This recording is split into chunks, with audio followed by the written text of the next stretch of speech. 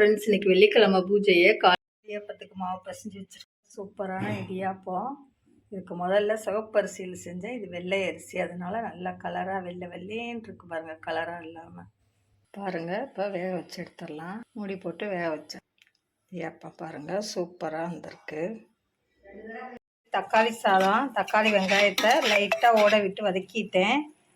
அதுக்கப்புறம் பார்த்திங்கன்னா தேங்காய், ஒரு கீத்து தேங்காய், ஜீரகம், சோம்பு, இஞ்சி பூண்டை கொரகொரப்பாக அரைச்சி போட்டு வதக்கணும். பாருங்க, ஒரு பேஸ்ட் பதத்துக்கு வந்துருச்சு. இப்போ அரிசியை போட்டுடலாம். போட்டு கொஞ்சம் தண்ணி கலந்த அளவுக்கு தண்ணியை வச்சிடலாம். வச்சு விட்டாச்சு.